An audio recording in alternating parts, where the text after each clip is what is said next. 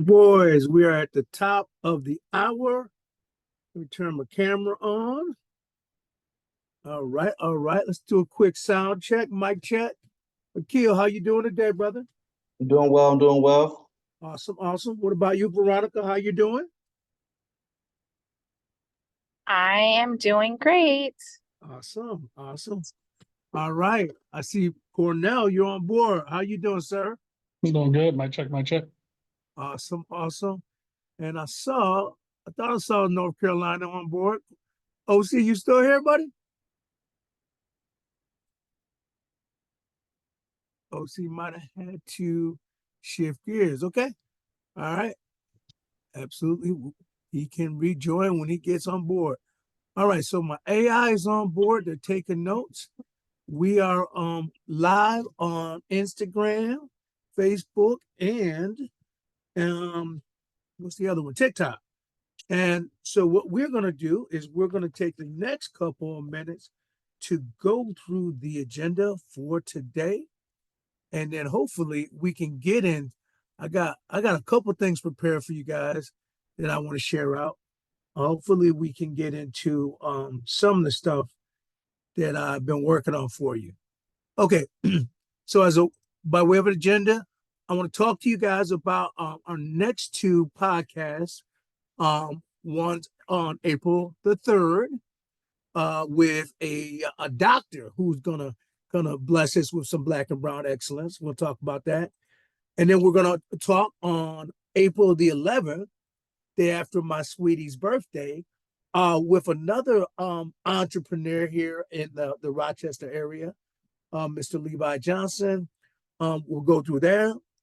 We're going to talk about the marketplace, any questions you guys have, share our wins. We're then going to have a different format now. We're going to talk about our occupancy rate, but it's going to be in the context of high season.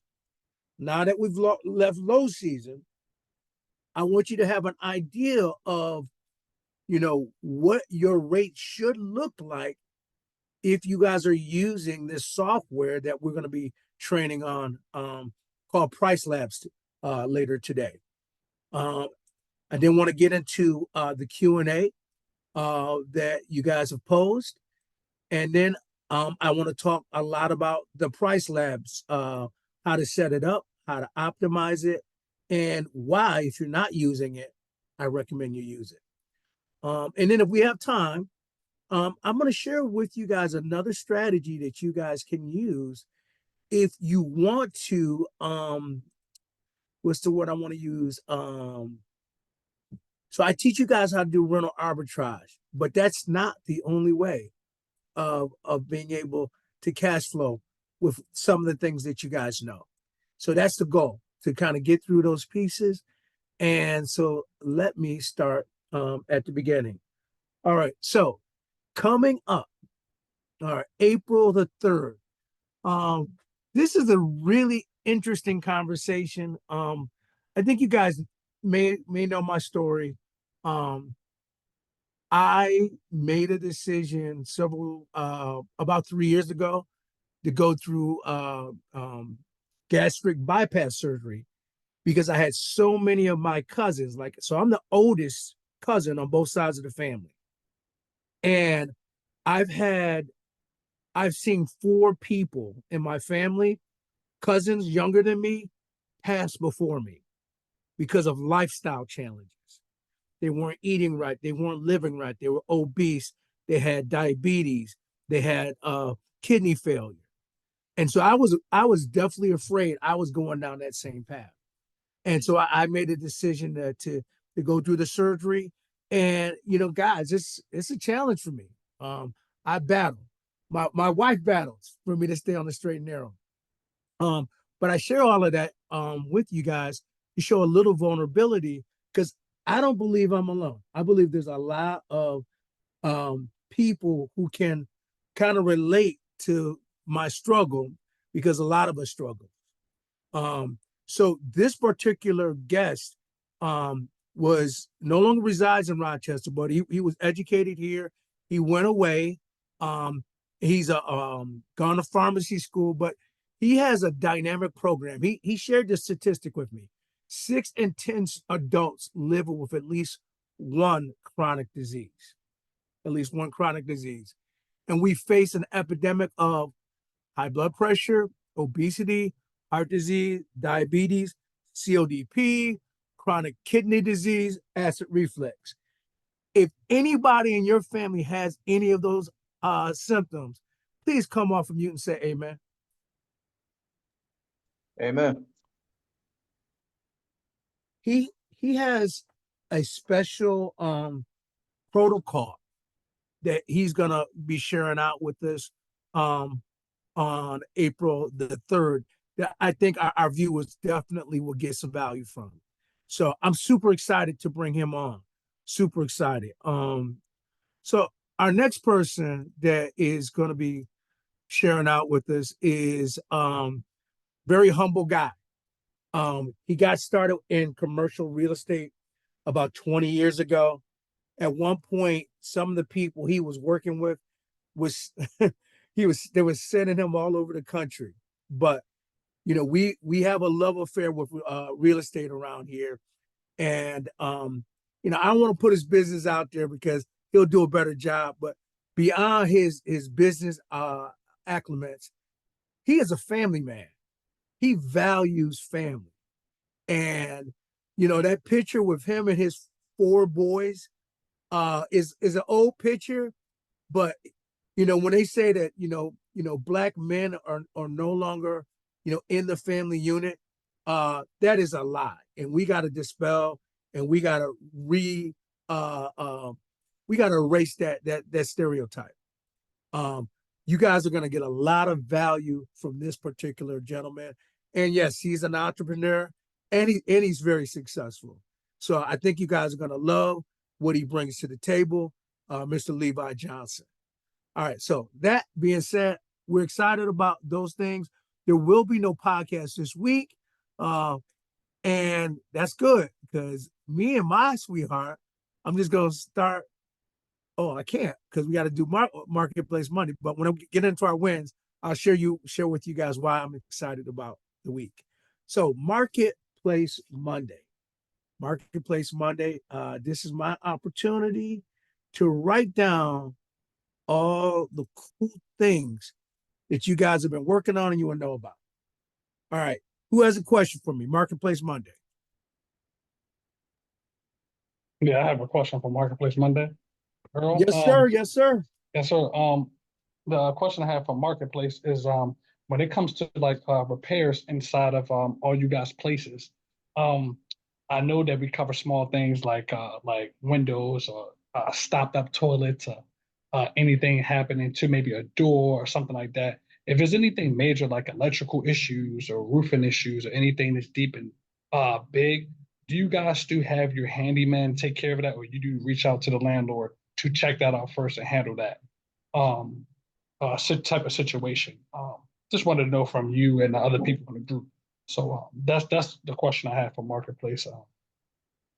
Marketplace Monday. That is an excellent question. That is a really good question. And yeah, we'll definitely tackle that. Anybody else? Question for Marketplace Monday.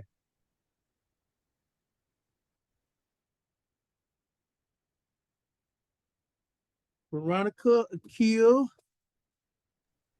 Nothing at this time. nothing burning. All right, let me get a sharpened pencil. What about you, Veronica?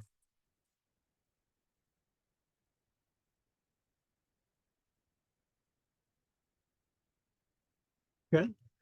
All right. I'm gonna do like the good preacher.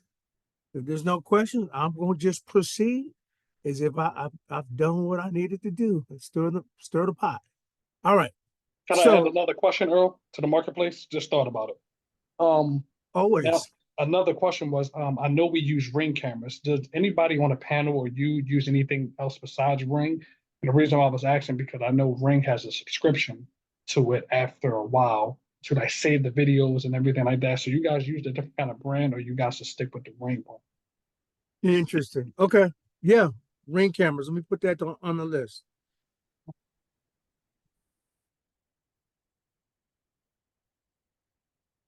All right. Let's keep moving on. All right, let's talk about our wins for the week. Our wins for the week. Let me see. Veronica, are you available to talk?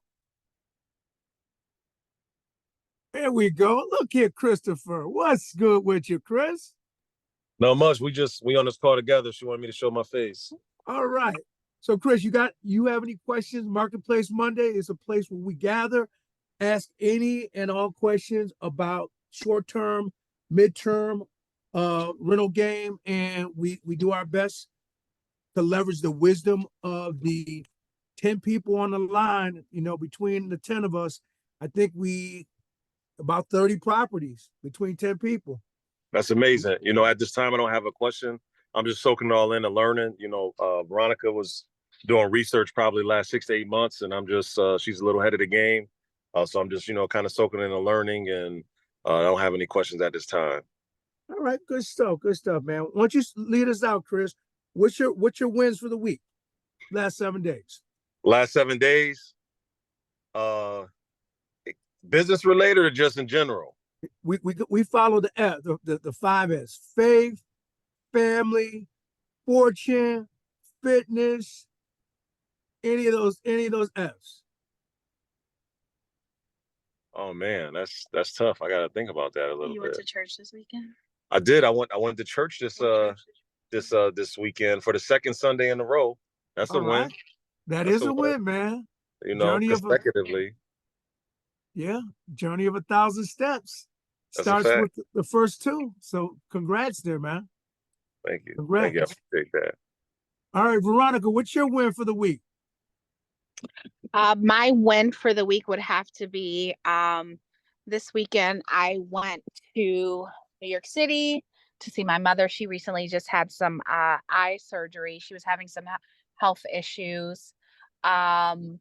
Fitness, I want to say that I've been staying hydrated and drinking lots of water. And faith, Thank you for the reminder. yeah, stay hydrated. You gotta stay hydrated and keep on drinking your water. You know, the weather's getting nice now. We want to be able to replenish ourselves, and we work so hard throughout the day. And family. I have also been actually like trying to go to bed at a decent time each night. So those are some things that I'm proud about this week so far. Love it, love it. Beautiful, beautiful. All right. Who would go next? The wins for the week.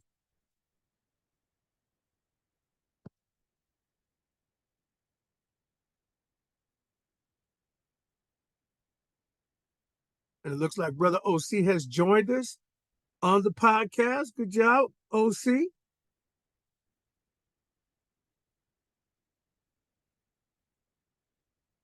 Anyone else available to turn on their mic and share their wins for the week?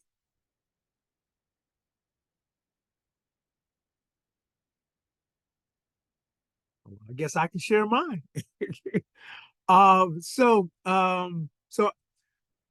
those that know me may know that I am married to a woman that doesn't believe in a birthday. She believes in a birth week celebration. So this Saturday we kick off step one of the celebration. We will be transversing to Buffalo to see one of her favorite folks in concert. Babe, who we going to see in concert? You can come off mute, Yvonne. Who we going to see? She'll never show her face, but she'll definitely go off of mute. And so when she goes off of mute, she'll share. So we got a little Airbnb action plan. We're gonna just hang out and then come back on the weekend. We're going to see Joe. We're going to see Joe. Yes. So super excited about that. Super excited about that. And I guess my second win is Cornell, man. Cornell, man, has been super faithful, trying to soak up everything that we're doing here in the Superhost call. And the report was he picked up, I don't think it was quite a 5K booking, but it was over $4,000. So and that's a blessing, man, because that's the hope that we can not only help you guys build a semi-passive business, but a profitable semi-passive business. Okay. Because the goal is to kind of get the momentum going and set it. We don't actually ever forget it, but it should kind of be able to take on a life of its own. So my win is that of my wife being able to enjoy. And the other win I will share this, folks may not know that the reason that we have the eclipse coming in Rochester is because it's my wife's birthday. So that's one of her birthday presents. Yay! And so so we're blessed that my wife's birthday present is being blessed by the eclipse. So that's all love, all love. All right. Anyone else before we shift gears and get into our featured conversation? Want to share some wins? All right. I'm going to do some screen sharing.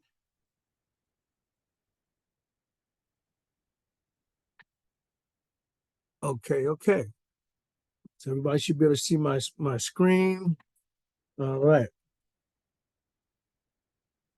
So what I want to do is I want to get into the third segment where we talk about occupancy rates. And so it is kind of important that if you are in an area where you can come off of mute, you do come off of mute so that this can be as interactive as possible. Although I'm giving you guys a different benchmark, it's still important to kind of know where you are. So I am going to kind of start with my Rochester crew. OC, right now, what is our occupancy at Oakland?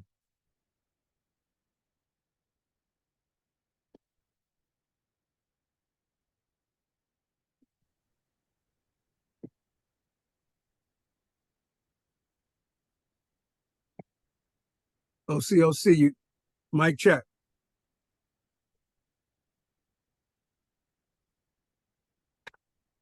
If you can't talk and you want to just use the chat box, that's fine. I just need to know what everybody's situation is. So OC, your mic seems like it's on, but we still don't hear you. Okay. All right. Let's move on. Veronica, what is the occupancy rate right now at your spot?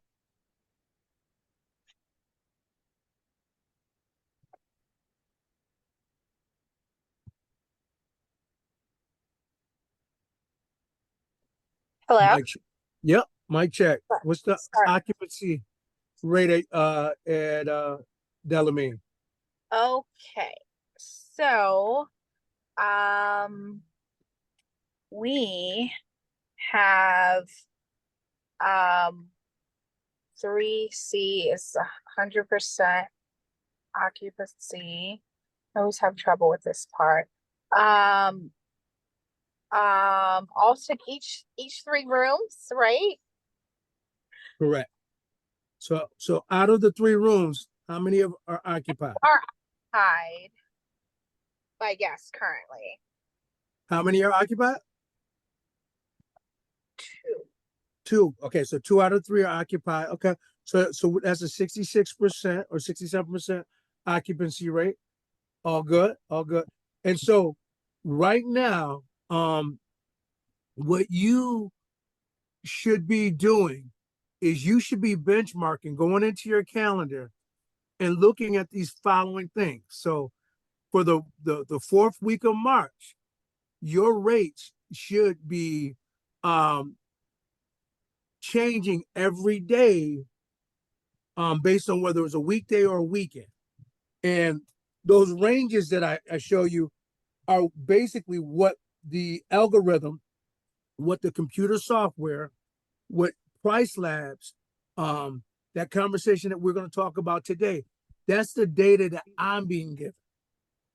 So I'm being given that in some of our places, we're charging as little as $29 a night and as much as $44 a night in a particular room in a particular zone.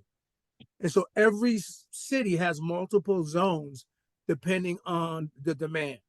So when the demand is high in one zone, you can get a higher dollar rate. And if the demand is lower in a different zone, the software is going to give you a cheaper dollar amount because the goal is for you to be profitable. Okay, so we're switching from high occupancy in the low season to now we're going to go to high profitability in the high season. Come off of mute and give me an I if that makes sense. I. Okay, so the focus is different. However, we still care about the occupancy rate. Okay, so thank you, Veronica. And so who else? Go ahead. Let's see. Okay, so OC is telling me, so OC, so you're saying that 2 rooms out of 7 are occupied. 2 rooms out of 7 are occupied. So that means that we are, that occupancy rate of kill 2 divided by 6 is what?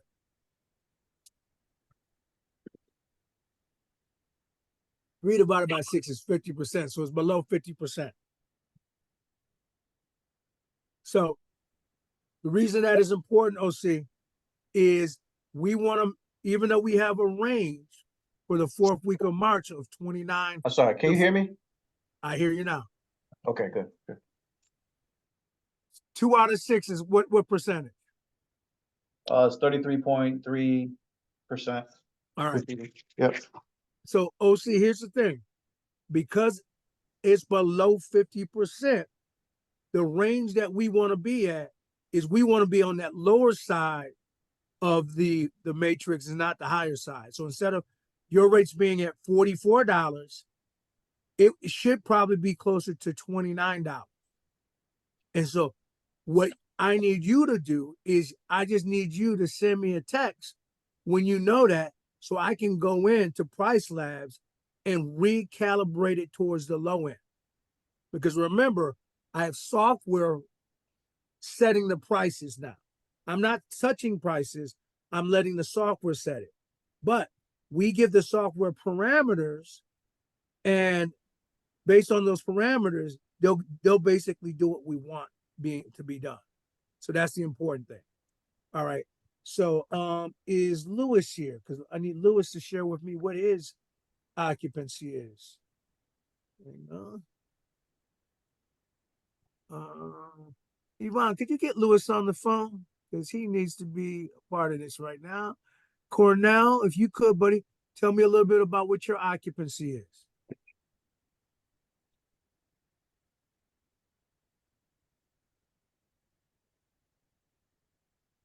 Cornell, what's your occupancy?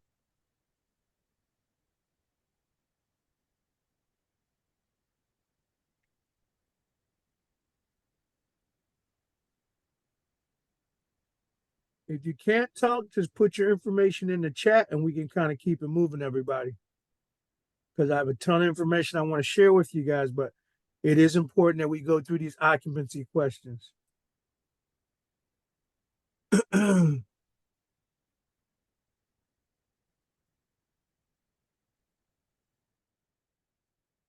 Okay, all right. I'm gonna move on past. And Lewis, the Zoom right now. Lewis is on Zoom now. He's trying to get on right now. Okay, thank you. You're welcome. Awesome. Hey Miles, how you doing, buddy? All right, how you guys doing today? Good. Excuse me. Listen, so I told you that Cornell was my win. I didn't tell you, Miles and Stacy are my second win because they're putting in some work. They are putting in some work. They took possession less than 10 days ago of a property, and they're trying to get it ready for this eclipse thing that's happening in less than 10 days. And they have all 5 rooms booked, y'all. Y'all come off of mute and give them a round of applause. Yeah. Way to go, way to Amen. go. Amen. Amen. Way to go. Absolutely. Come Way on. to go. Thank you, thank you, thank you. I appreciate that. We working hard, man. We trying to solidify getting all the rooms and the beds and stuff together this week, by the weekend coming up, and Lunch then just it's a grind. So it's some work, but we putting it in. So we're gonna get it done. So Miles, the hardest part is just getting it set up. After you set it up, man, it's just maintaining it. Oh, I know. So- But we're dealing with Amazon and shipping problems and this and that. So we working on getting our last bed, and the other 2 beds will be there Wednesday. Wednesday, the 26th and the 27th. Okay. And then we'll be good to go. And we just Amen. gotta work on room 5. So we're gonna do that. Amen. Yeah, y'all give another round of applause for Miles and Stacy. That's a lot, guys. I'm gonna tell you. It is. Good job, Me and guys. Yvonne, Good job. I remember when we first got started in our journey, we were putting it we had this rule we were trying to put, and we took possession of a property. We felt like we had to get it up and running in 4 weeks. And then 4 weeks went down to 3. And then 3 weeks went down to 2 weeks.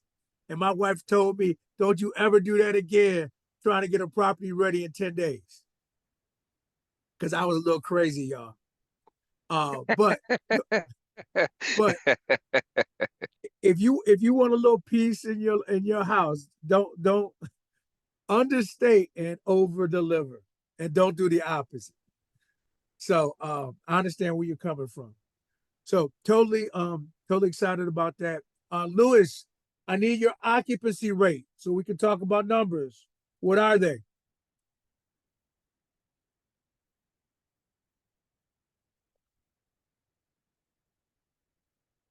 Lewis, check your mic.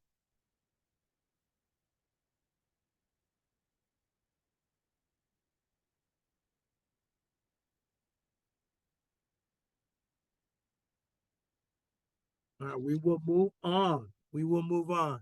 So, guys, true to form, guys. I want to basically be able to help you guys, stay focused.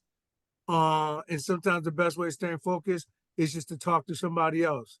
So, OC, not OC, but I'm in my senior moment. Who am I calling out? Cornell, what are your occupancy rates?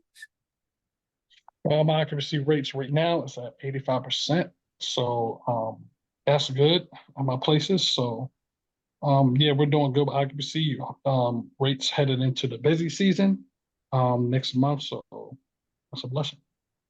Okay. And so you got 85% occupancy, and this is over 3 properties, right? Yes. That's awesome, man. Yep. Awesome. Amen. Amen. And so Amen. That's awesome. Congrats, man. Cornell, what major venues do you guys have coming up in the next 30 days? I know that I believe they have like Adventure USA Park coming up. So it's like a park, like a festival, kind of carnival festival that comes up in a year in Frederick. I gotta look and see what more stuff they have coming up. They have coming down the pipeline, but I know that they always have stuff like when it comes to hiking and walking trails and stuff in the mountains. I know they have stuff like that, and also they having like the zoo coming up. That's like an attraction people like coming to, like is the zoo to see the preserve, the wildlife preserve. So that's coming up soon. So I know that's going to be big, and that could be something I could put as a cover photo coming out the line. So yeah. So I mean, eventually this is going to be a non-issue for you, because my hope is that you'll see the value and investing in Price Labs. But until you get that software reinstalled, take a look at what those hot ticket items are in your area, especially if people are leaving. and spending a weekend. So, because what you'll basically be able to do, as you see on my screen, the weekend rates look a little different from the weekday rates. Amen. Yep. Amen. I agree. Okay. So you don't want to have a flat rate. Absolutely not. Okay. Okay. Yep. That's where price lags come into play, right? Exactly. Exactly. All right. Good stuff. Good stuff. All right. Lewis, can you come off of mute now? Earl, as a reminder, what was the investment in Price Labs? $20 a listing. So 5 rooms is running me $100 a property. And it's one worth it, and it's worth every penny. It's recurring every month. Okay, gotcha. All right. Can you hear me? I can. Oh, fantastic. Took us long. But uh some wins for the week. One huge win for my week was survived the weekend. Some things weren't going my way, but God pulled through as well as the healthcare system. So we're happy on that. And we're back in and hitting the gym just like nothing happened. But as far as my occupancy rates go, I'm at 33% at Genesee. I'm at 50% at Warwick. Okay. So the same kind of conversation that I was sharing with OC Lewis is we're in week 4, so the range should be $29 to $44 because you're at or under 50% of occupancy. I need you to let me know so I can go in and skew those numbers closer to 29 and not 44. Because even though that's the range, we still want to be very sensitive that we respect price on demand. Like for example, so that you guys know, Lewis has someone in his property this week today who wanted to extend for another 30 days. And we had to give them the news that the seasonal discounts are coming to a close at the end of the season, at the end of this month. And we gave him the new link. And he said, "Oh my God, this is a 50% increase. And what's up with the change?" And so we were really, understanding, and we told him, "Hey, we got a lot of people who are trying to get into the place because of the eclipse. But more importantly, we've been giving you a discount, a really nice discount. So blessings for that. But now that the season is over, we gotta go back to the regular rate.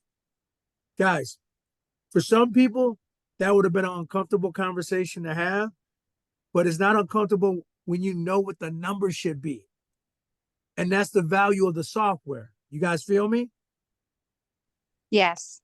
Yes, You're all over the Definitely. place. Yes, indeed. Yeah, you're all over the place if you don't know what the historical data is.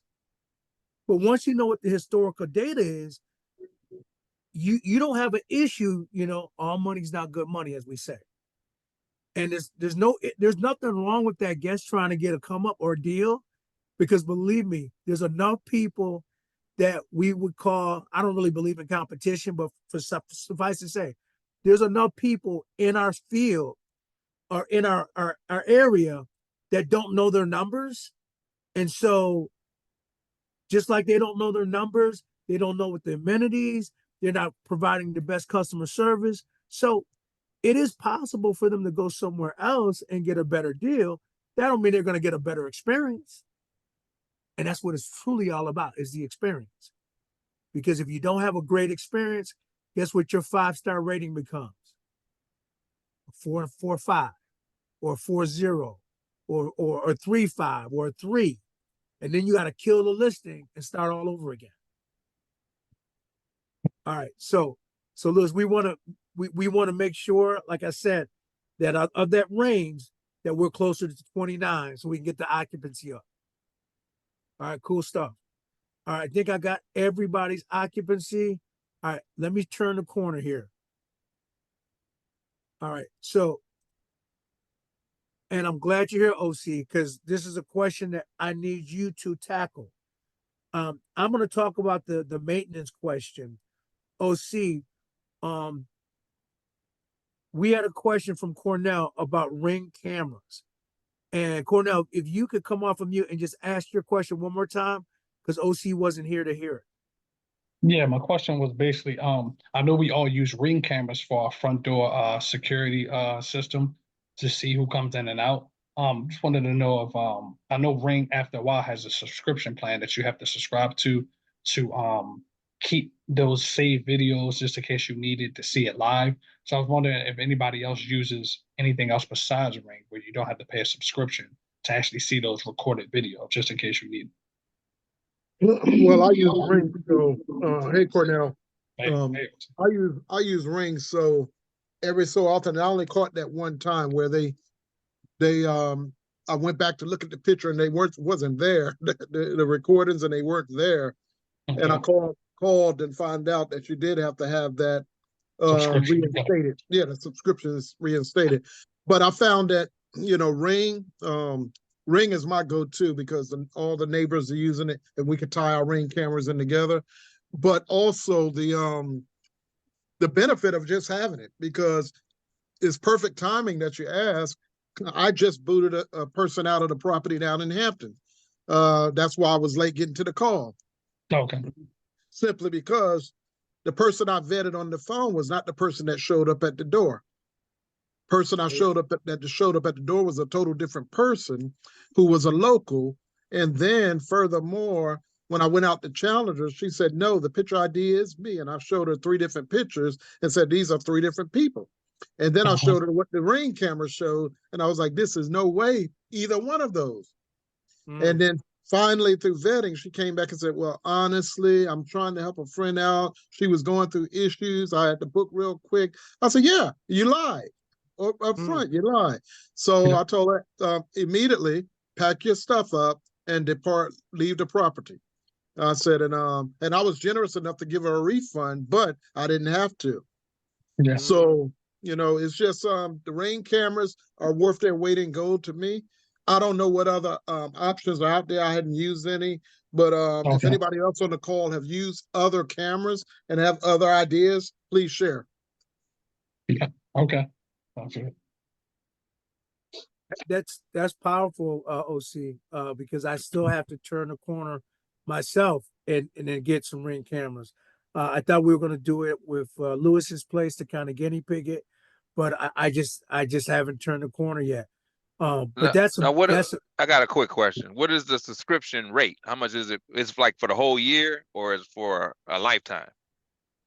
Well, I was told it was $4.99 per month per Ring camera. So whatever Ring camera you have at your place, if you have it at 2 places, it'd be $4.99 each for each one.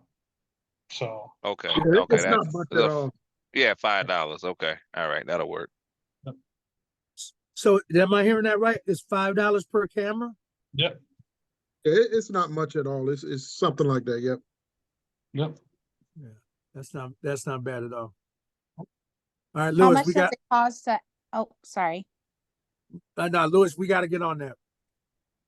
How much does it cost to actually purchase the actual Ring equipment aside So- from the subscription? So yeah, Veronica, the Ring camera was, for me, it was about $99. So I got the basic one. You can get it from Amazon or Home Depot, but I got it from Amazon, about $99. Thanks. Yeah, and my tip is I went ahead and purchased the solar pack one because I don't have to worry about battery replacement. I just connected my solar pack to it, and it was still no more than $99. You know, so you have the option of either the wired or either you can get the with the regular battery, or you can get the solar. Since I had the solar pack up there, I've never had to worry about the battery going down or anything. Okay. Nice. Very nice. Very nice. Okay. All right.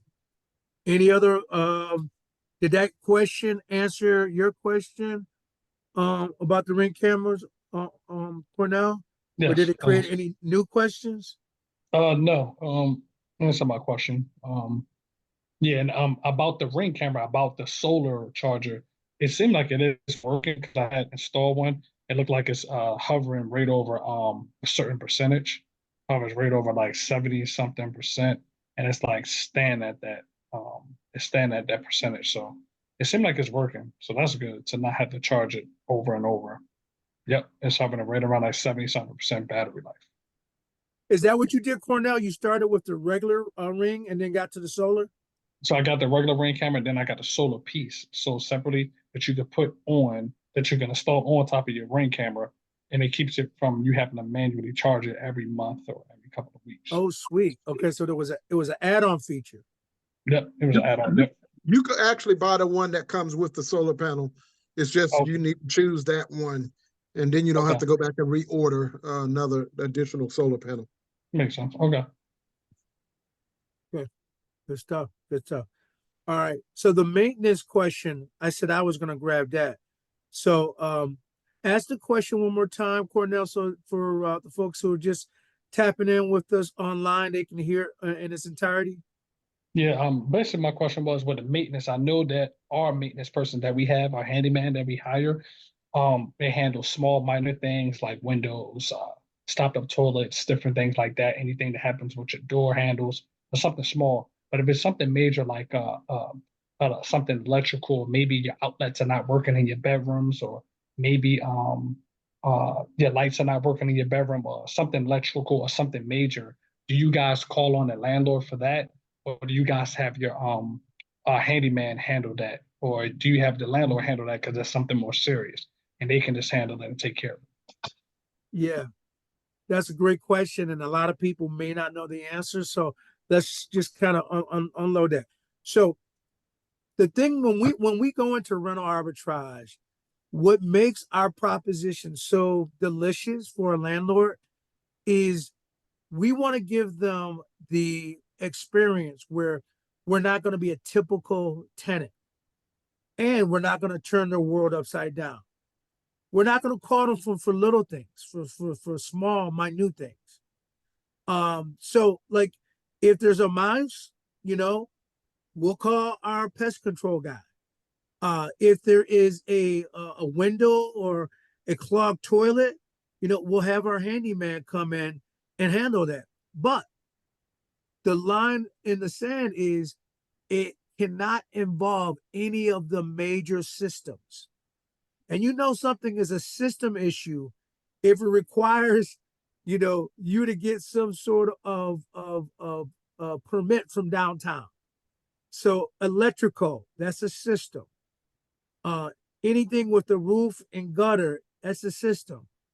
If your utility company like OCNI had to have RG&E, come because we smell gas, that's a system. So anything that involves a system involves your landlord. Small things like, door handles. Now you'll have some, some landlords that will, what's the word I'm going to look for? That will try to pull, get you to do all of that because you can do some of it. That's not your role.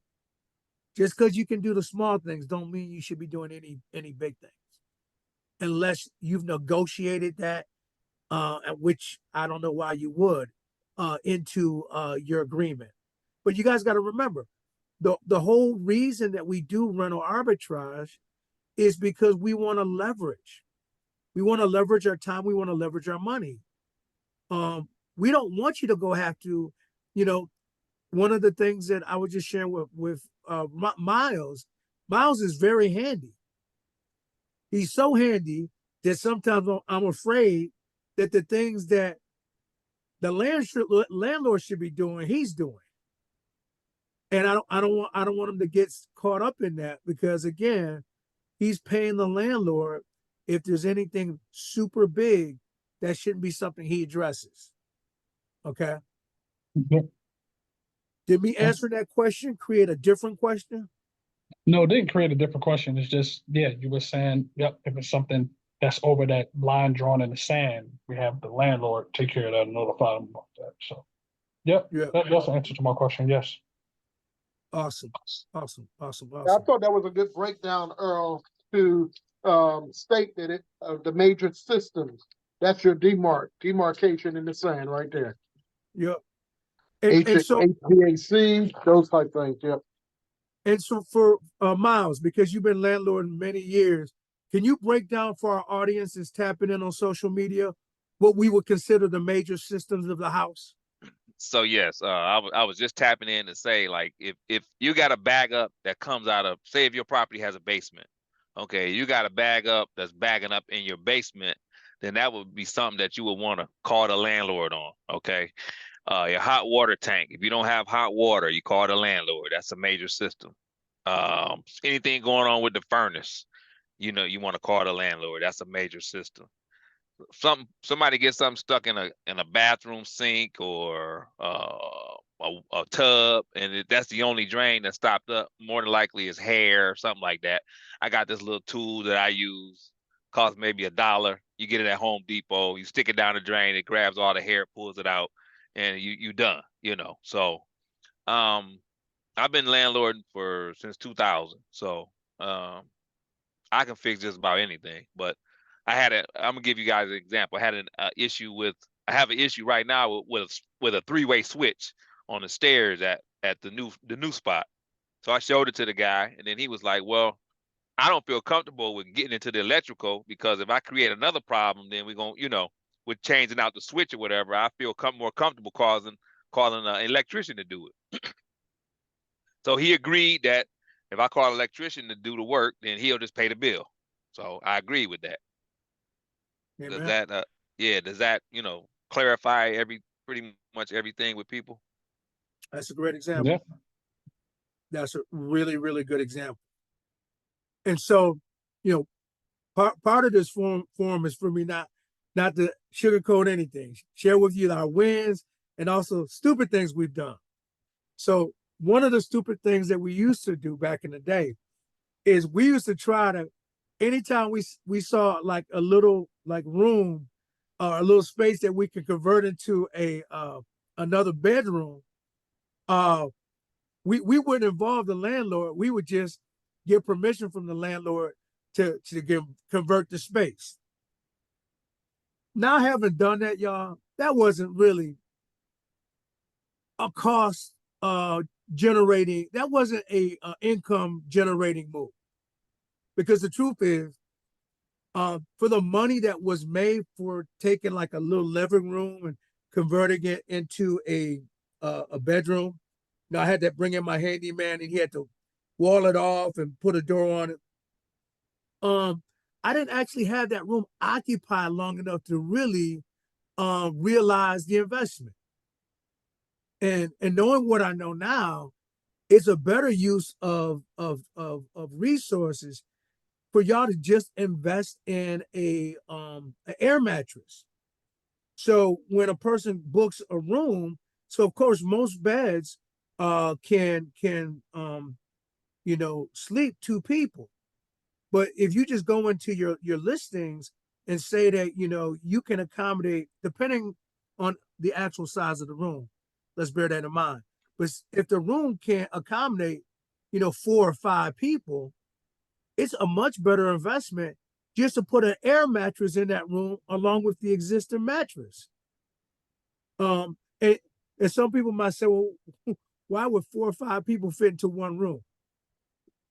Well, we've all been 18, 19, 20 at some point. And we do remember going on these ventures out of town and have very little money, and everybody just divides up the bill 5 ways if there's 5 people, 6 ways if there's 6 people. So just doing an air mattress would have been a much better play than us creating an additional bedroom. Let me pause right there to just stop and make sure there's no clarification that needs to be added on that. It's tempting though. So a question I would have, like our room 5 at Rockingham, for an example, it's big enough. Like, so if we threw another air mattress upstairs, then we could accommodate, you know, if somebody's here for a concert or a festival and they want 3 or 4 people to sleep in a room, we could just throw another air mattress up there on the floor and they would be fine, and we could charge a little extra per person. That's how it Absolutely. goes. Absolutely. Okay. So I mean, so that space up there, honestly, as I think about it, could probably accommodate 6 people. So you would have your regular bed, and as long as if it's not an extended stay, a week or more, 2 air mattresses would be fine. And then the way you want to always set up your listings, and most of you guys will know this, but anything beyond 1 person is $15 extra for the second person or for the third person. So And that's it's per person? Yep, Oh, per day or just for the whole booking? per day. Oh, okay. That sounds like a winner, man. Please. Oh yeah, yeah. So you really can kill it if you leverage the air mattress idea, moreover trying to create a different space. Now, if you got an extra, space in the attic that is easily convertible, I'm not saying don't address it, but I'm saying, like, OC knows, he's been to a couple places that we just converted into a bedroom, and it was a lot. And here's the other part, and again, this is the truth. Once we turn the place back over, even though we created equity for the landlord, because that was work that he didn't have to do, he gave me a hard time about the security deposit because I didn't return the property in the same condition I received it. And it was beautiful, the work that was done. For me to restore it to the original, it wouldn't have been pretty. It wouldn't have been nice. It wouldn't. You understand what I'm saying? Because we would have to, take out the drywall and repaint.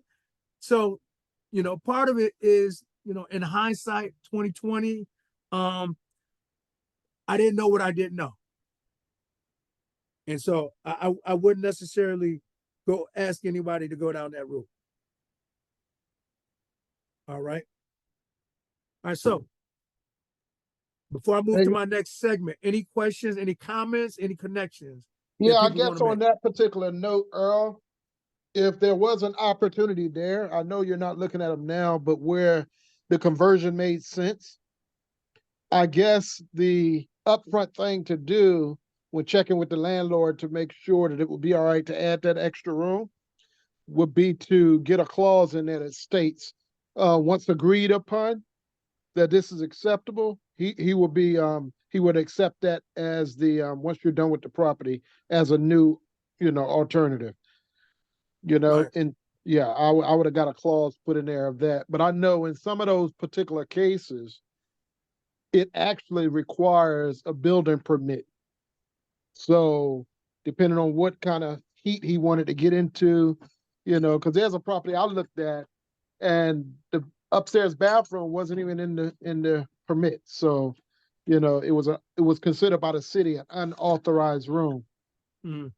So just throwing it out there. Yep. That makes a lot of sense. Makes a lot of sense. All right. So we're going to turn the corner, go to the next segment. And in this segment, what I'm going to do is I'm going to pull back the curtains for our team here in the live. And I'm actually going to say goodbye to our folks out in social media because this is the whole value of being in a collaborative group where steel sharpens steel, you can get best practices. So give me a second to say goodbye to social media, guys, and I will be back. Second.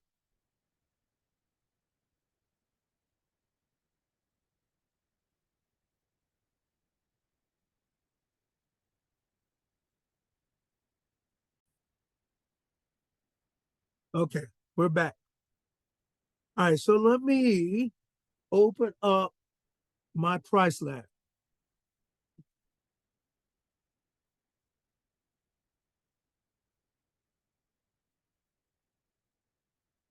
And we're gonna just spend a couple at 750.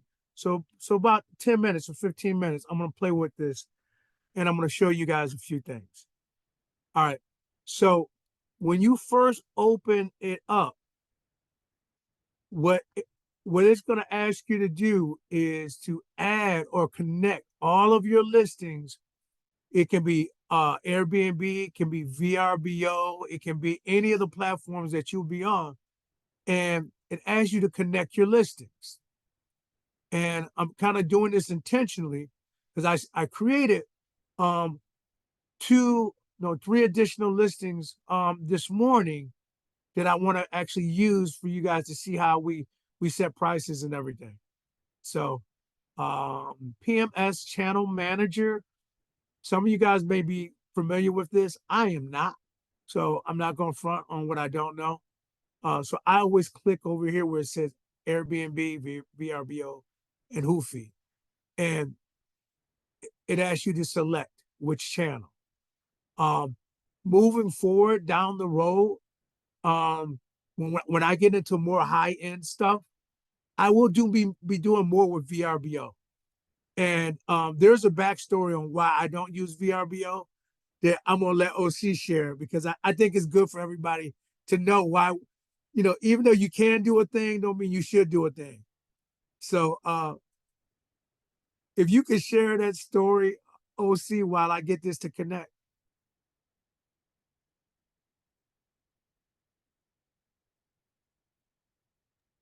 Sorry, Earl. Sorry, I missed it. I'm vetting another client now in my property. Share that horror story about your VRBO guest. About the Verbo guest? Yeah, verbal. Yeah, I'm sorry. I don't recall which one. The one that just showed up. Oh, that wasn't a Verbo. Who was that? That was booking.com. Oh, okay. Share that story. Share that story. Yeah, so the booking.com. Because I thought they're connected. No. Total Doesn't different. I thought Expedia, booking.com, and Verbal were all under the same umbrella, but maybe I'm mistaken. All different platforms. Okay. All different ways of booking. So the booking.com is another opportunity that I found out when I was over in Dominican Republic. The way that they're getting most of their bookings over there is through booking.com. So of course I come back and I inform the academy students that this is another opportunity out there that I'm going to put to work. But the difference about booking.com is a platform that's used to hotels, that does hotels, only hotels. So they're just opening up to the short-term rental platforms as far as the like Airbnb type. So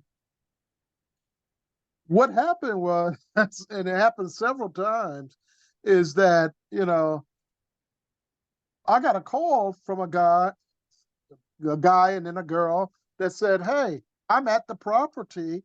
Can you send me the access information?" And I'm like, who are you? And they said, "Well, we just booked a place." And I'm like, "Book what place?" They said, "We booked your place." And I said, "No, my place is not being booked." And I'm looking on the Airbnb platform, and then I see in the booking.com, they use a different thing called Pulse, I believe. I went in the dat, and it showed that somebody had instantly booked a place.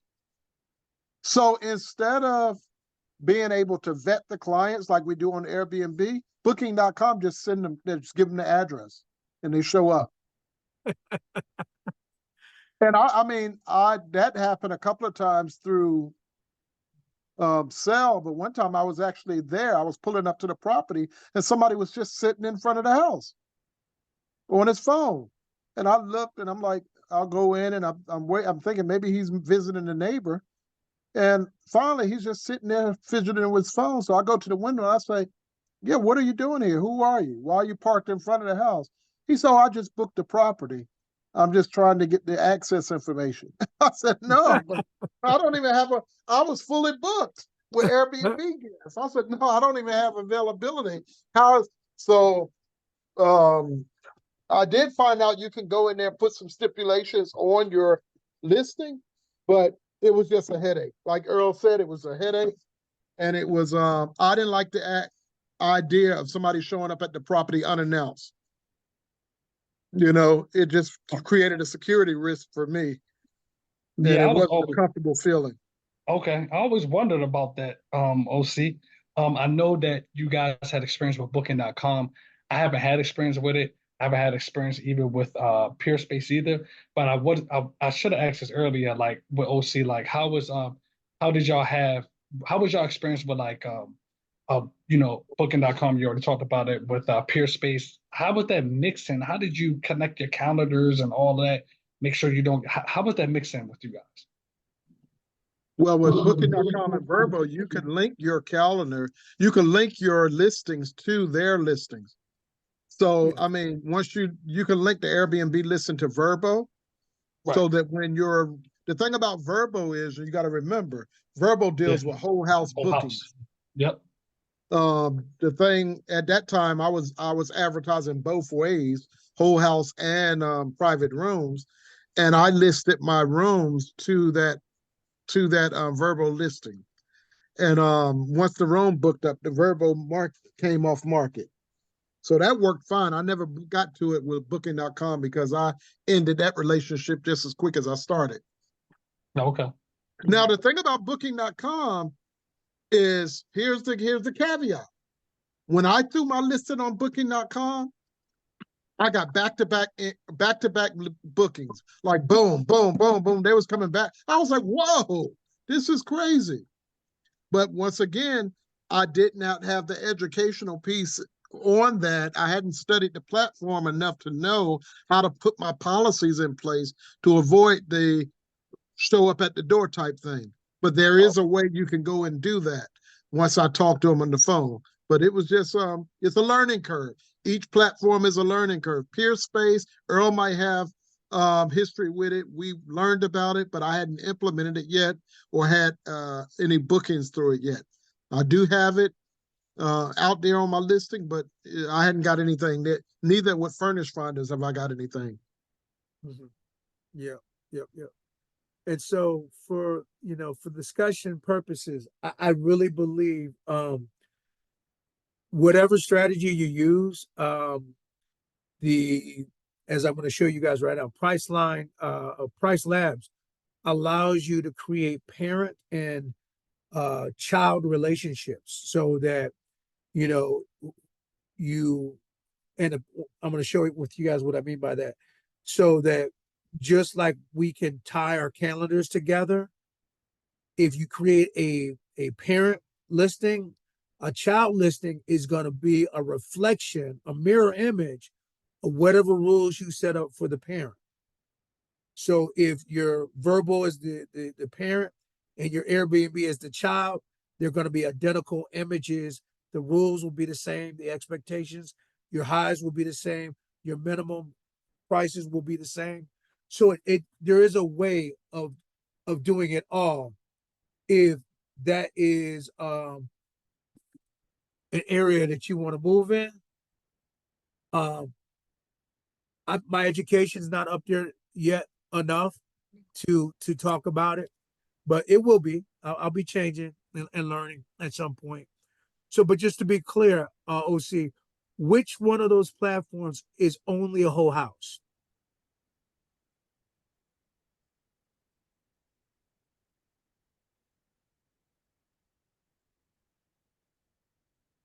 I'm talking in mute. Sorry, guys. Verbo. Only so Booking will Booking.com, allow private rooms. Expedia. I hadn't tried Expedia, but I think they will allow private rooms too. Okay. Interesting. Okay, let me go back to screen share. Yeah, but here's the thing too. I did find out because I did go and look at. I set up a listing as it was a whole listing, and my concept was to set up a room like it was a whole house. So I set up one private room, and that was the only thing I was offering was a private room, and I was able to put that on Verbo. I never got it booked, so I'm not sure if they would have dinged it if I got it booked. But I think they pride themselves on not sharing space with anybody else. Gotcha. Gotcha. Interesting. All right. Well, so let me share the screen. Miles, it looks like someone was trying to get into your Rockingham place tonight for room 2 for 4 nights. That would have been some nice change, $250. But I don't think you got that room ready yet. That hurts. But that's okay. I can refer him to one of OC's places. I only have one place there. You got all the places. Oh no, I didn't do that. All right, let me screen share. But that is a key to understand that we do share in the network. Yeah, When opportunity is not available at one property, we do not send them out of the network. We try to get them into another property where it amen, can help one of our other people. amen, all the time. Okay, so I'm sharing the screen, and I'm gonna jump right into it. So what I want to do is you guys know because we have a lot of places, we kind of have a very unconventional naming system where we use 3 letters and then we actually put the name of the space. So I'm gonna do the 3 letters I'm gonna use is cozy. Cozy. That's 4 letters. And what you're gonna see is the places that I just recently listings I just recently created to support the effort that Stacy and Miles are doing on Rockingham. All right. And so what you want to know is when you create a listing and you say add, it uploads whatever you had to the system. So we're going to open this up. We're going to say this is room 3 in a 5-bedroom house. I'm going to open it up. And this is the cool part, right? When you open it up, it's going to start pooling data, historical data from not only Airbnb, it's going to pool it from booking.com, VRBO. They're going to look at holidays. Solar eclipses here, Cinco de Mayo, Mother's Day, Memorial's Day, Flag Day, Father's Day, Juneteenth, Independence Day. These are any days a person can justify, hey, let's get in the car and go to a city. Whether it's, Hamptons or whether it's North Carolina, whether it's Rochester, these are days that people can justify jumping into a car and coming to your area. And so what this software is going to do is it's going to say, hey, on these holidays, instead of you worrying about adjusting them in Airbnb, we got you. We'll automatically adjust it for you.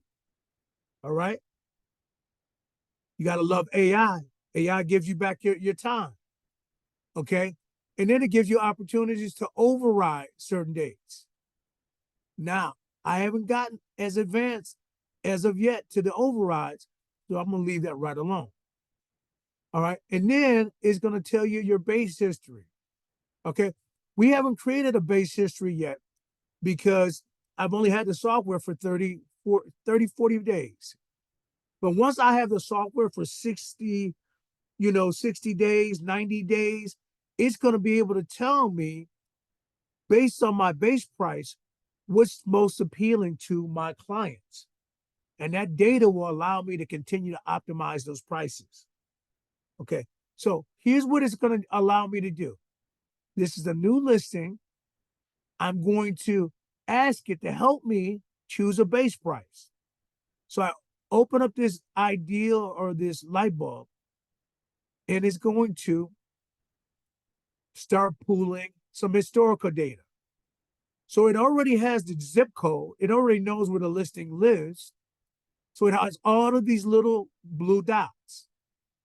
But we got to help it out a little bit. We got to give it a little information. It doesn't know if we're talking about a 2-bedroom, a 1-bedroom, a studio apartment, or a single room. So we're going to unselect anything that doesn't apply, and we're going to see the numbers start changing. All right, unselect 1-bedroom. I unselect studio. And now I'm just down to 91 listings in this area, 91 rooms in this area. And now I got to find out, okay, is this a lower side neighborhood, a middle neighborhood, or a up neighborhood? When I mean by up neighborhood, I mean, is it gated? Is it like a gated community? Upscale. Mhm. Yeah, is it upscale? So I would say this is a mid-scale community. Mid-scale community is it's a walkable neighborhood.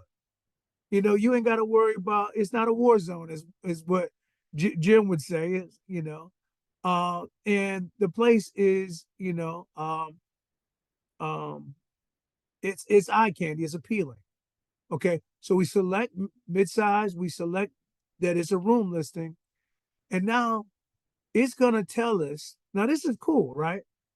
This gives us a graph, a chart, so we know when our low season ends and when our high season begins. So according to this, the low season is kind of starting, you know, somewhere around December, January, February, March, April. And then from April to May, we start having our peak seasons again. So the average of all of these months is where we get our base price. So it's telling me that my base price based on the average should be $40 per room. So I'm going to hit confirm.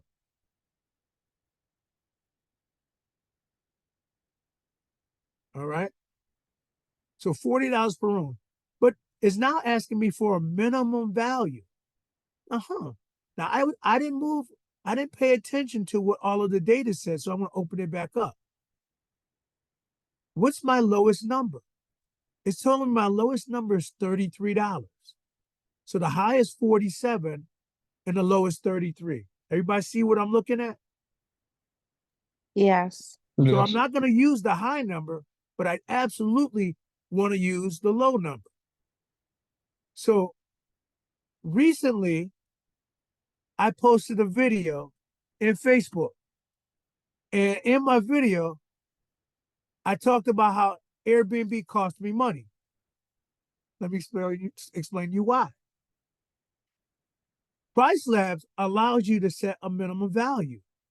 Price Labs will not go below that minimum number. So if you look at the calendar, the lowest number that you're going to see is $33. Well, let's go to April. Lowest number is $33. Let's go to May. All right. I don't even see $33 in May because we're getting into a high season.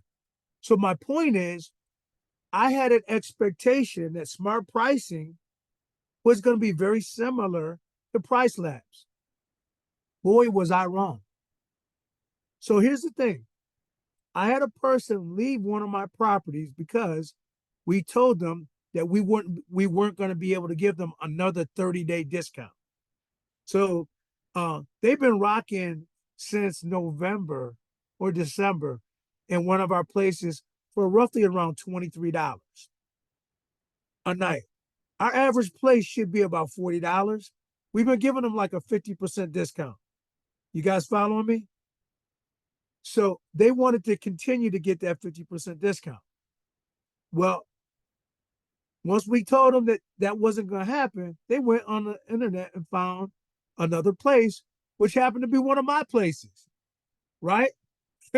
Because we spent a lot of energy and time trying to get this SEO optimization thing working, and sharing that love with you guys. But the tragedy is they ended up getting, because Airbnb is what they did. I had a $33 minimum on smart pricing, but if they wanted to book for 30 days or more, I offered a like 7% discount. Now you guys tell me, what's 7% of $33? Let's make it easy. What's 10% of $33? Anybody got that for me? $3.30. That's $3, y'all. So at the lowest, I expected that my price was gonna book for $30. 33 minus 3. You guys with me? Airbnb gave my Yep. place. Airbnb gave Yep. my place away for $16 Wow. What? for 21 days. What? Wow. Ow. $16. And they told me that any discount I gave invalidated price lapse minimum, or not price, but smart pricing. So smart pricing doesn't work on Yeah. Airbnb if you give any sort of discount. I did not know that. Wow. Wow. So my lesson is none of y'all use smart pricing. Go Yeah. ahead, invest in your business. It's $20 per listing. But even if you got 5 rooms, that $100 a month is going to pay for itself. Because you're not going to leave money on the table. Okay, right. I see. I see. Yep. So Earl, what are you doing with your B listings? I know you got price tags for all your A listings. Your B listings, you're just keeping them similar. Everything. No, that's a great question, right? Okay, that's a great question. Because if you're not in a network, you don't know what we're doing. So if you go to our listings, anything that's not an A listing is snoozed. And Okay. it's gonna stay snoozed for the season. It won't come Oh, I see. unsnoozed. It won't come unsnoozed until we again value the occupancy rate. Yep, during the And, low season. Okay. So it's and just strictly A listings. You just got one listing up there. we got one listing. If there's Oh, 4 wow. rooms, the general public is only seeing 4 listings. Yep. Okay. All right. So now we got something dope, right? So you guys saw how I set the base price and the minimum price. Well, so what we can do now is we can have one listing control one room control the numbers for the rest of the rooms in the house. And the way we do that is we create something called let me get back here. And this will be one of several videos. This won't be the only video. We call something called a parent listing. Okay. So in this parent listing, here's what we're going to do. We're going to bring up this word cozy again. Okay. All right. So we are going to use Roan. That's Miles' last name, by the way. Roan 1A as the parent. And then we're going to make 2A, 2B, excuse me, we're going to make 2A, 3A, 4A, and 5A the child. So where's 2A? Cozy. There's 5A. There's 4A. There's 3A. Okay. Hold on. Oops. Before I hit map listing, I'm going to actually do something else. Hang on. I think the reason this looks different is because I want to go here. And guys, I'm only like a B student at this yet. I'm not an A student yet. So I'm still putting in my time, getting it all figured out. But it is a much more efficient way of running your business. Okay. So I already started. Yeah. So 1A is already the parent to 2A.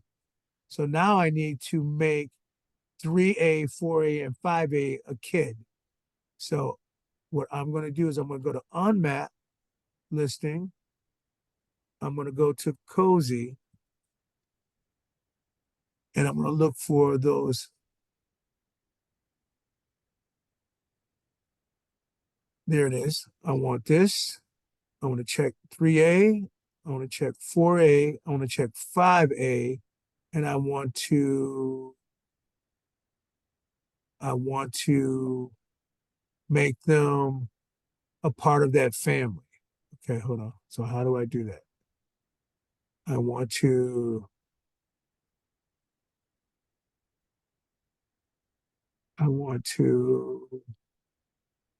where's the action button?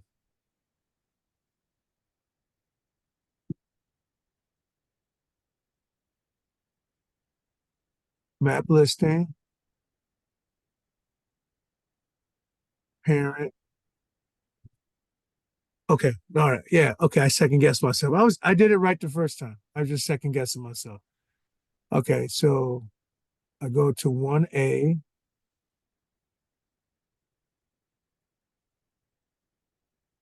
Here it is. So there's the parent. Okay, and then I put the other kids underneath there.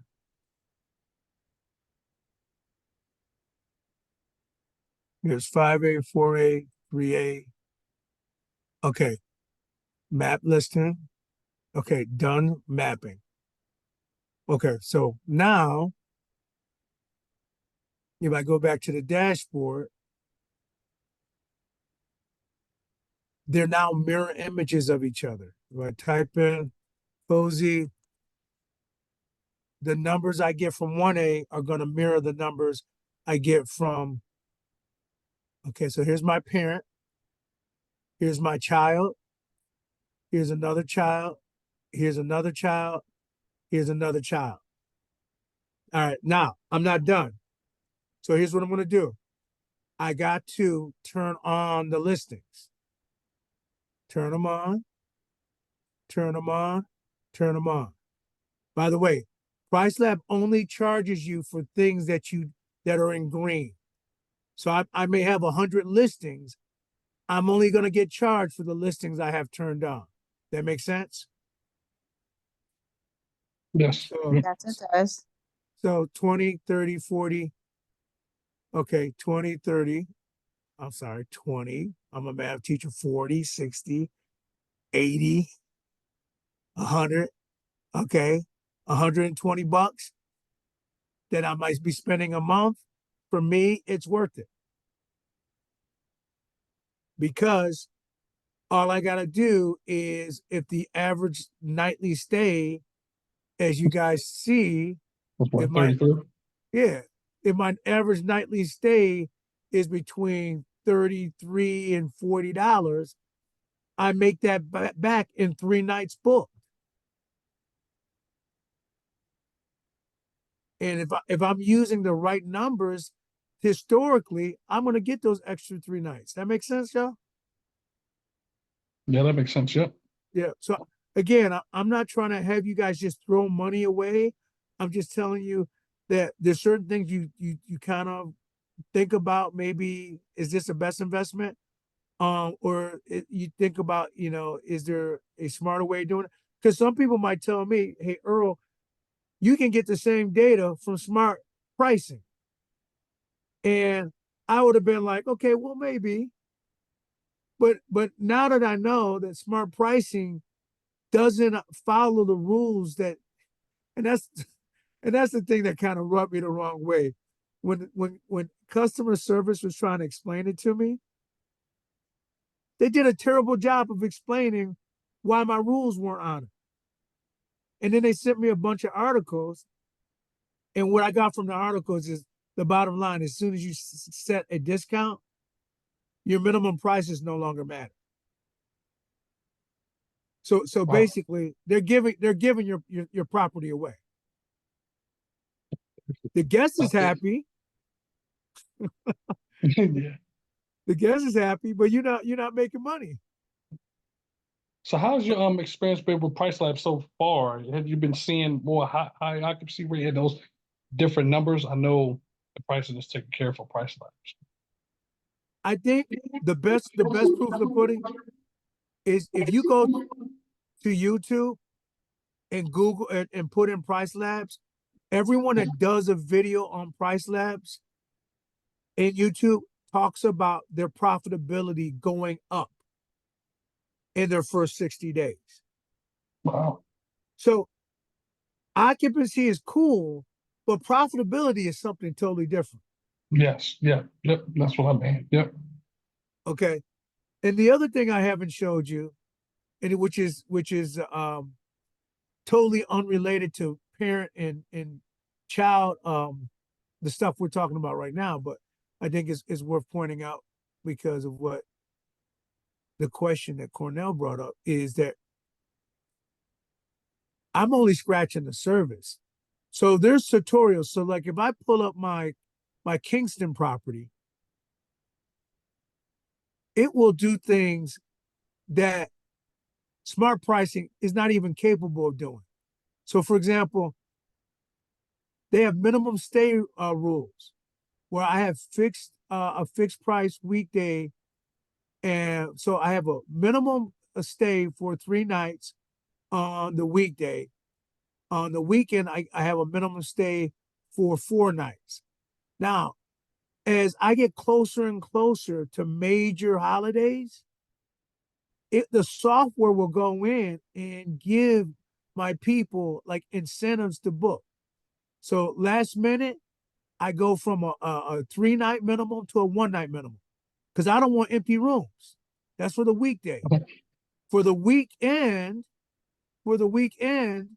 it's still going to give, we're going to basically still want to give those 2 nights because you're going to make most people that book a weekend, most people that book a place on the weekend are going to do 2 nights instead of 1.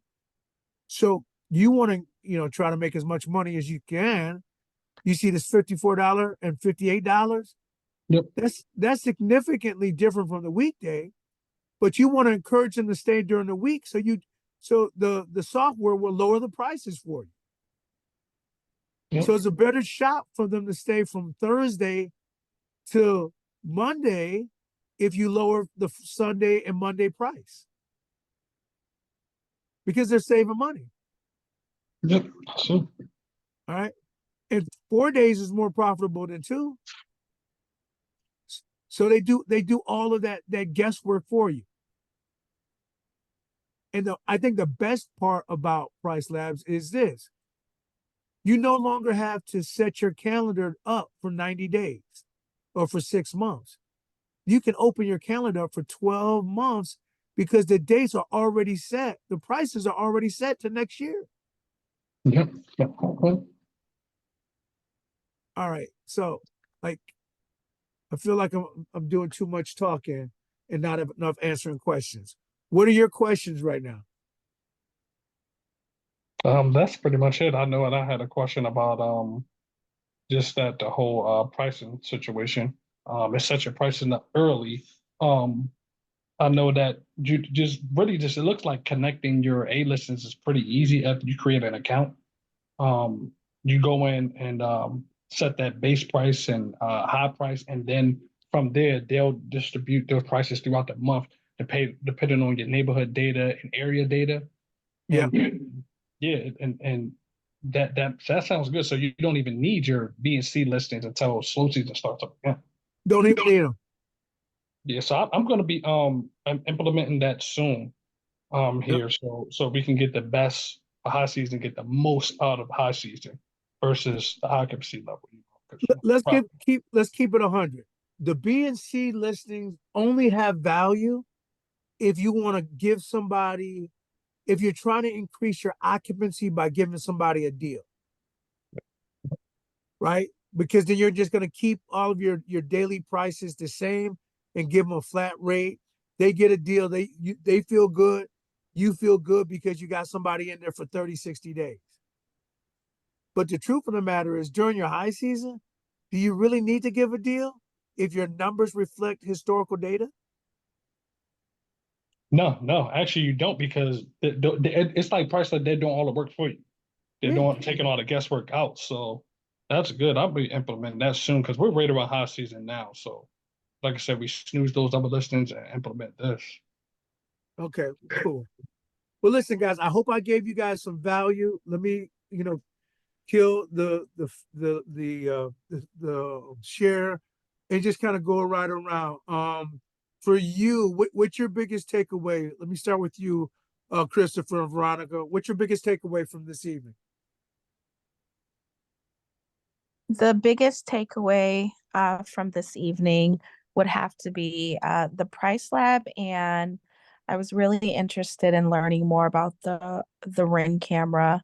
So I definitely think that's something that we should implement at our property. Amen. What about for you, Christopher?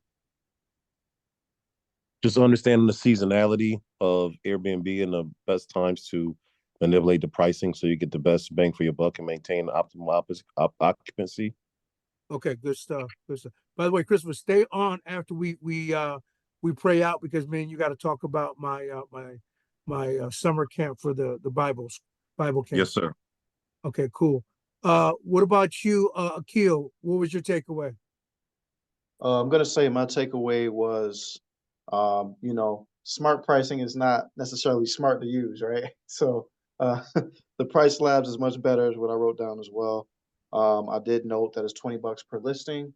And one thing that was which was a really big game changer for me, is the parent-child listing structure, and how you can kind of mirror the pricing with the numbers and everything like that across. So definitely some efficiency measures. That's all I'm gonna say. So yeah, like, and that's a big deal, because you might have something on Airbnb, Vrbo, Booking.coms. It will compile all of those people and make them mirror of each other's. So we're not just talking about 2 or 3 Airbnb listings. You can mirror everything across multiple channels. Mhm.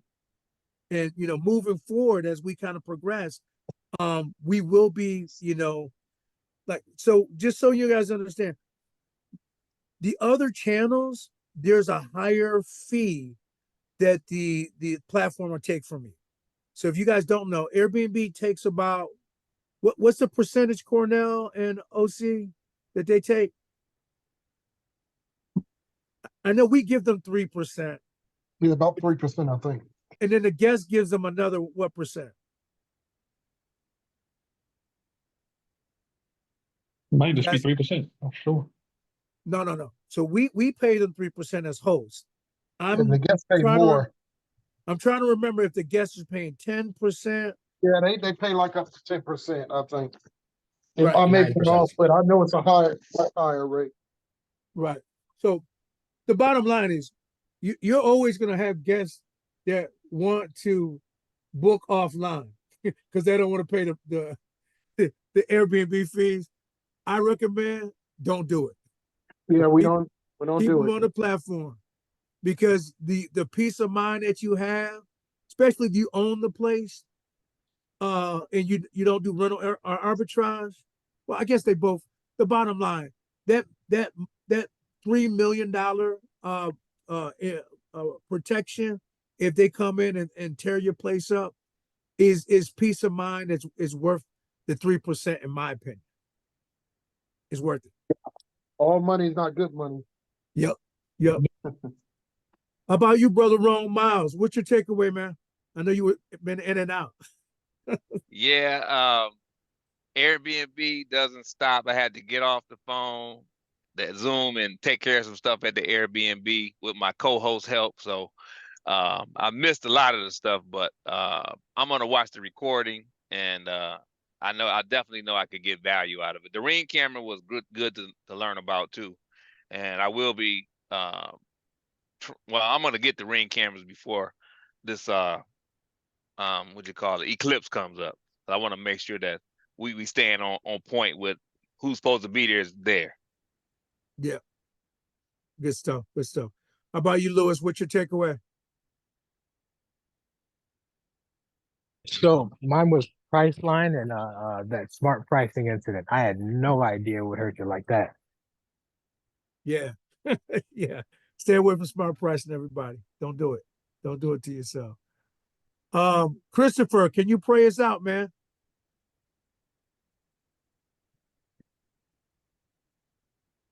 I feel like that's a big obligation. You think I'm ready? Yeah, I think you're ready. I typically, how does it, you just pray for a what's your great night or give thanks? Tell me what the typical Whatever vibe comes is. to your heart. We always give thanks and just ask the Lord to bless our entrepreneur endeavors so that we can be blessings to others as He blesses us. Oh, Any variation of that will work. amen. I feel like you just did it. I think you did. He got you on that one, Earl. Man, that's the All biggest. right, well, Man, Chris, that's you the got me on biggest that one, brother. shit Oh that I God, ever said. Lord. He Please forgive moved. him. Yeah, he shifted that prayer Amen, right back on you, Earl. amen, amen, amen. Well, listen, guys, I appreciate y'all taking some time with us. And on that note, man, y'all be blessed. Have a good week, and take care of one another. Okay. God bless. God bless Come everybody. on. Have a good night. All right, Chris. Let me show you what I'm working with. Let me pull up my stills.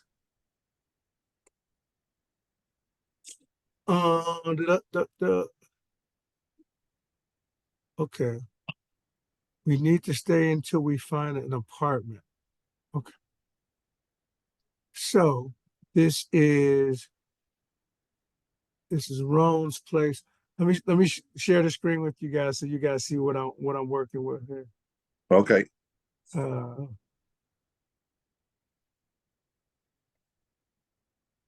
right. So we just got an inquiry for Miles' place that he's trying to get available. They're looking. So we always ask the question, what's the reason for your stay? And she says, well, we need to stay someplace until we find an apartment. Okay. That's And so that's a no-go, right? well, so I need to know, are they a local? Okay. So here's how I determine if they're local. I am going to send them my rules.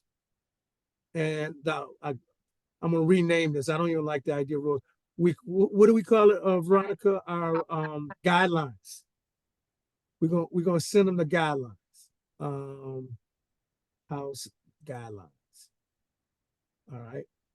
And one of the guidelines is if we discover that they are local, we are going to impose a refundable $500 security deposit.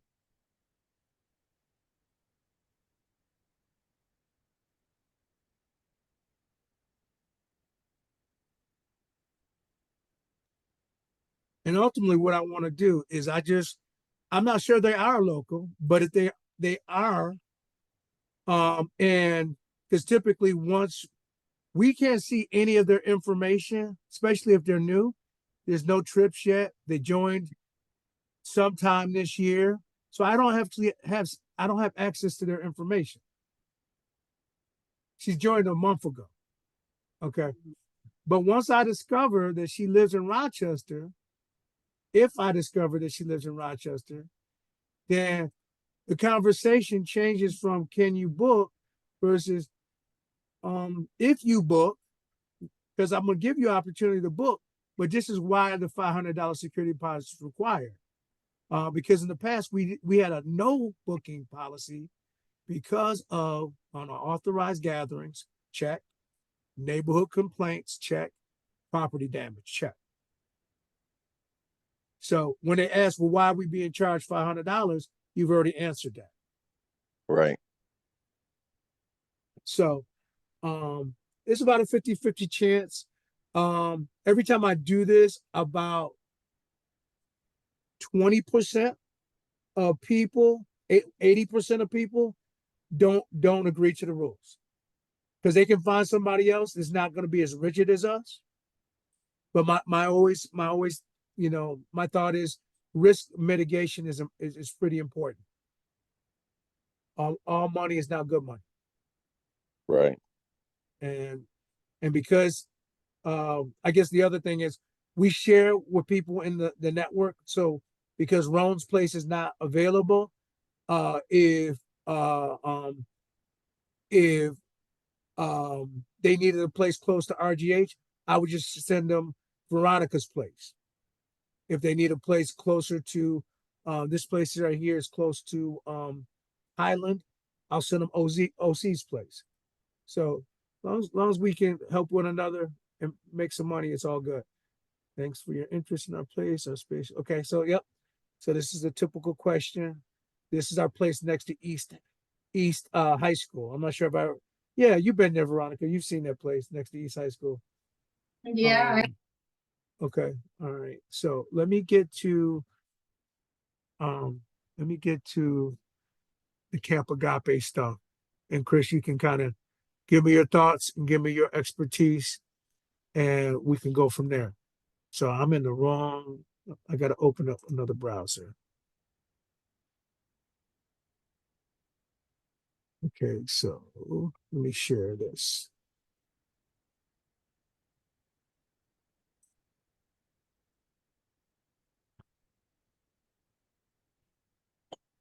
Inbox.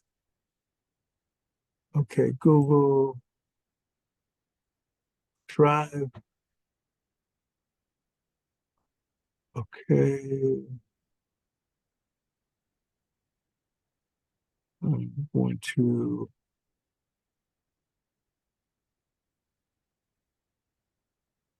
actually, wrong browser. Hang on. We go to this browser. Share. Share. Okay. I forgot, Veronica, we have more space in our school browser. And I think I put half my church stuff in my RCSD browser. Oh, I do the same thing. Uh, Time. all my stuff is in here. Okay, so okay. All right, yeah, church. That's fine. Okay, church. Yeah.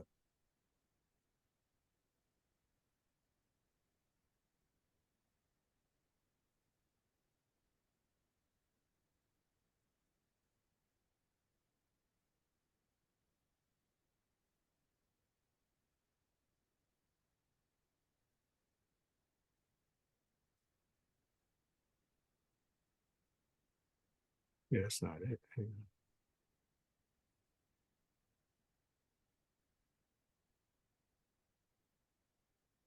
on. Okay.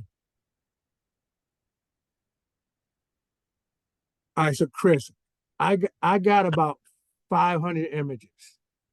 That's a lot. So I just need to know how to leverage the image to market it. What would you recommend?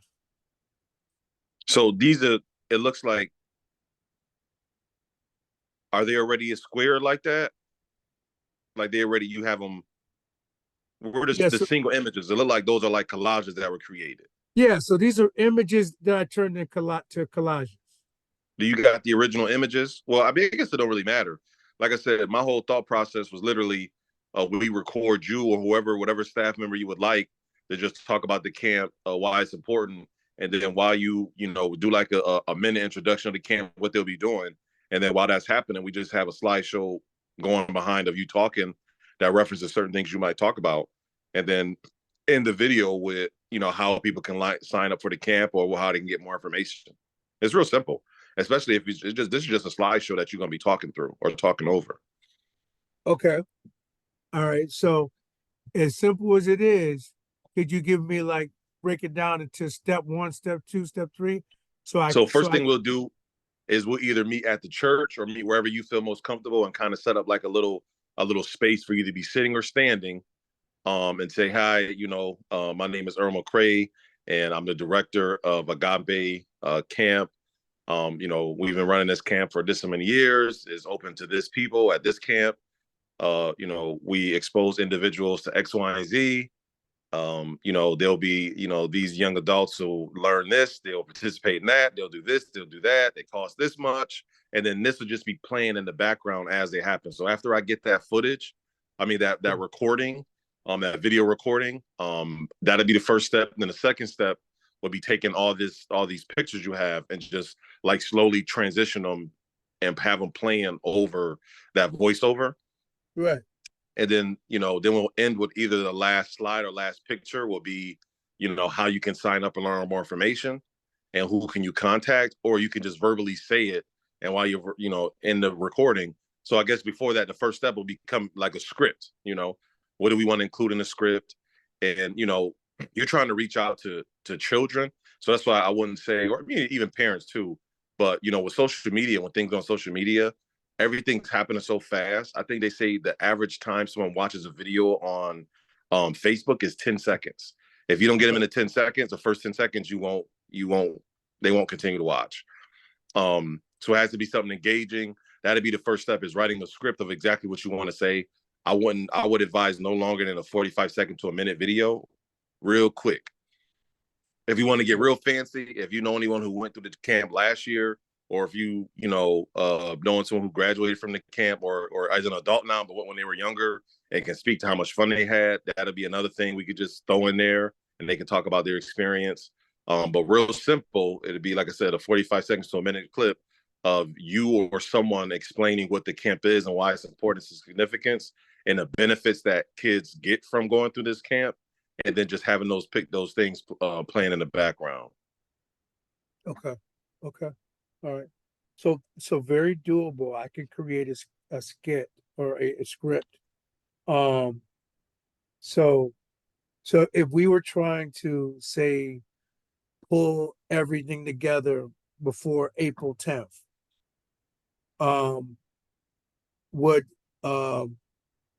could we potentially meet? Oh yeah, we just next. Go ahead. Next week, Veronica and I will be out of town.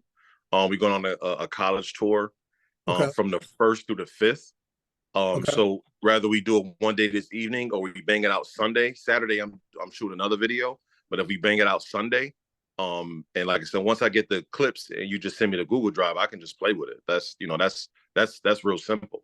But we do get back on the 5th. So if we had to meet on the 6th or the 7th to bang it out, the putting of the slideshow, that stuff is easy. That stuff is not really a challenge. Well, for me, I mean, that's like, so this is what I do. So we can make that work pretty easy. Okay.